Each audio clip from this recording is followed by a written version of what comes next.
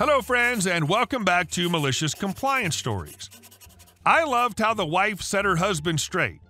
How is it they made it that long in a marriage before she realized that he's a complete jerk to servers?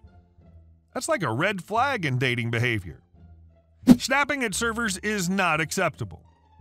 This happened several months ago, but it's still fresh in my mind as one of the most insidiously satisfying mistaken employee experiences I've had. I'm at a cozy, busy little restaurant with my family, eating a delicious meal and enjoying the evening. A mother, father, and their 3-ish-year-old son come and occupy the table directly behind us, about 3 feet of space between our backs. As a previous waitress, I'm preparing for screeching, clattering, and flying food, but the little gaffer just sits nicely and examines the tablecloth and napkins. The hostess comes by and drops off waters for them to sip on while their server makes her way over. After everything's all settled around their table, I get up to slink by to the washroom. As I pass their table, I hear a snapping, catch a glimpse of Dad raising his hand at me out of the corner of my eye. I'm dressed in a white crop top and a high-rise skirt. Not exactly unserver-like, but certainly not uniform.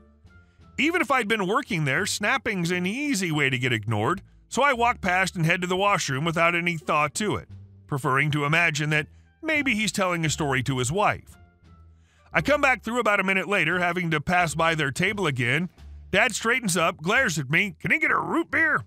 He snaps, gesturing at his kid. I'm caught off guard. I don't work here. I wish I could have been more witty and forceful, but I didn't have to be. His wife drops her head, shakes it until I sit down, and then lays into him with quiet composure, but loud enough that I can get the gist of what she's saying.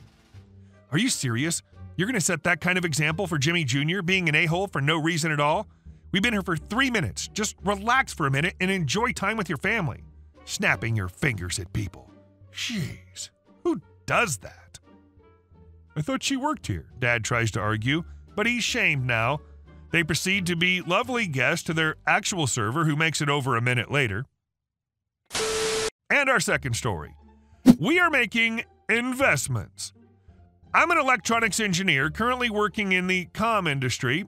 I started my job as an intern at the company of one of my professors. Here in Iran, employers are mandated to pay 80% of so-called insurance, which is a flimsy health insurance and retirement fund.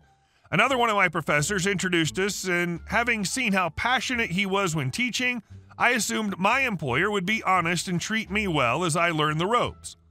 My whole interview with the project manager of that company, which my professor was the chairman and CEO, lasted around 15 minutes, and they immediately put me on writing a driver for a rather complicated IC.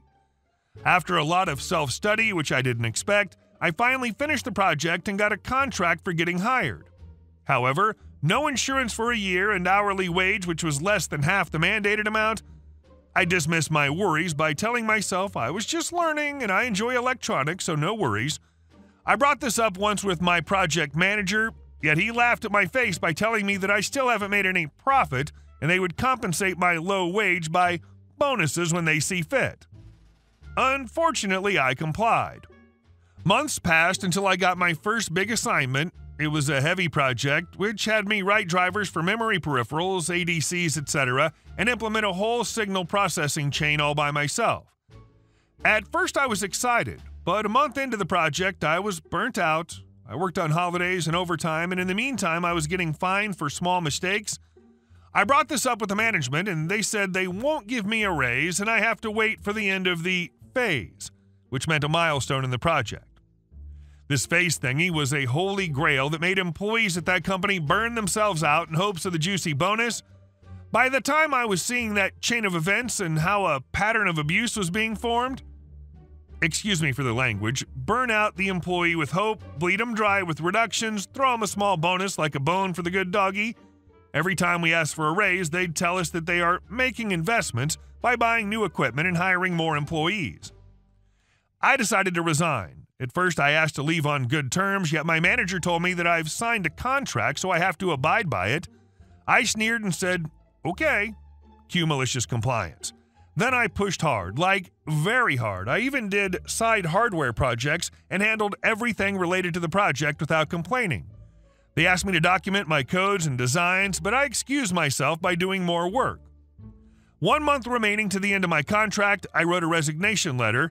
This letter legally allowed me to leave my job at the end of my contract without allowing my employer to make me work to deliver the project. Of course, seeing how timid I was, they dismissed it as a whim and decided to accept it without bringing it up later. When the deadline of my contract came, it coincided with a demonstration to the client. After this demo, the client was immensely satisfied and told us that they would like to invest a lot on it, making the prototype a full product. Now here came my moment. I packed up the next day and left. Just left. By working as a multi-role engineer, I've gained enough experience to land a good job at another company, and all this time I excused myself from documenting my codes and designs. This made all my designs unusable for the company, as they couldn't just give it to someone else so that they could continue my work. Meanwhile, they all thought how good and obedient a worker I was and made me an example to everyone. A week or so later, after I left, all these days my phone was constantly ringing, I got a call from my manager. He just wired me a bonus to bring me back to the project. Yet I answered, "Well, Professor, your investments can surely do what I always struggle to do," and I hung up. Currently, I am enjoying a salary 8 times more than the amount he was paying me with no overtime or penalties. Needless to say, the multi-million-dollar project failed and was scrapped. Edit. If only they just gave me the fair treatment and wage. Edit 2. Guys, I kept the bonus that my manager had wired. I bought a hack RF one with it, plus some other toys. It may not seem much, but the bonus was equivalent to 6 months of my income at that time. Currency value is a bit low around here. And our next story. Just because he's wearing casual clothes doesn't mean he isn't my superior. I wasn't the main object of interest in this story, but I helped resolve the situation. A bit of background. I'm a member of a paramilitary organization which works kind of like military Boy Scouts. We meet once per week, muster, and then have some lessons about military subjects, which are pretty much the same our country's Army is learning. We have something similar to Firewatch in U.S. Army. On the day we're meeting, we have 3 guys: Firewatch Soldier, Firewatch Non-Commissioned Officer — you don't actually have to be an NCO by rank — and Firewatch Officer. Firewatch, so-called Junior, basically writes down and scans, depending on if our ID scanner is working today, who attends today and wipes the floors.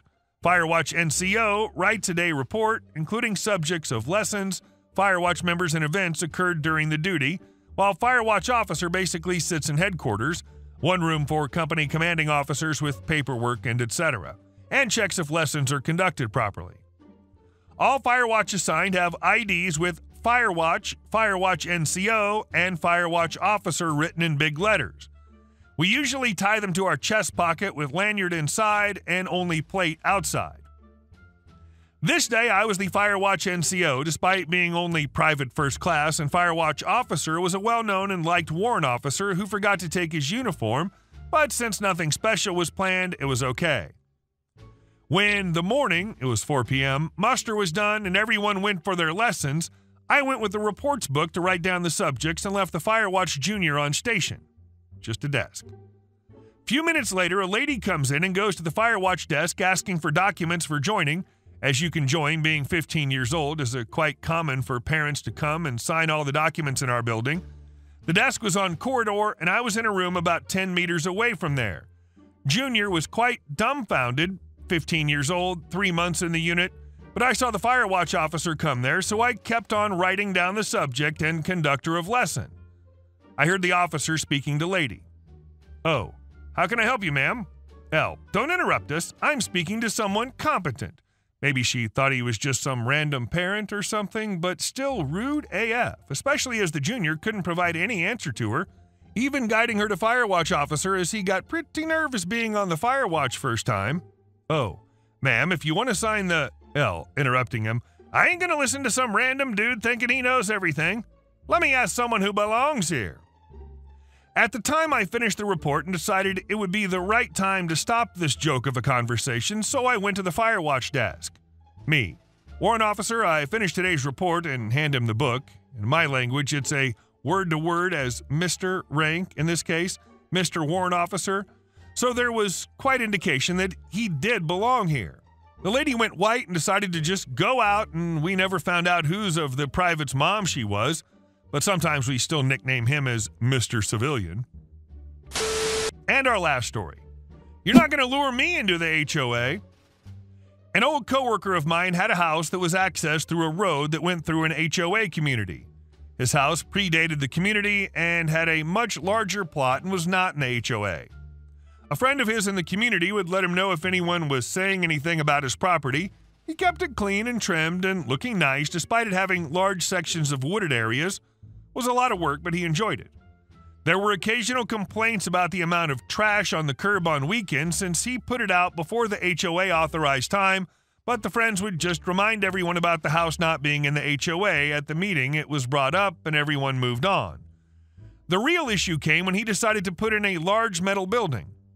This building was easily 2,000 plus square feet and was 2 stories high. It was set back in the wooded area but could be seen by immediate neighbors. He was using it for work-related storage and for personal projects. The thing was full since he would buy equipment, restore it, and then sell it. He had a forklift, some milling equipment, etc. The neighbor let him know that it would be a topic of discussion at the next meeting, so he went. When it came up on the agenda, the residents were listing all the violations. The board was discussing the fines that they would be assessing. His neighbor just chuckled the whole time as he sat and waited. When they had finally finished, my old coworker stood up, politely introduced themselves, and stated, "My property is not part of the HOA, never has been and never will be. I do not use any HOA facilities," road was a public road, "and am not subject to your bylaws. You've been reminded of this repeatedly. It'll be considered harassment if any further discussion of my property or action regarding my property is taken." That pretty much ended the issue for the remaining time he owned the house. Hey guys, thank you all for watching the video. I'll see you in the next one.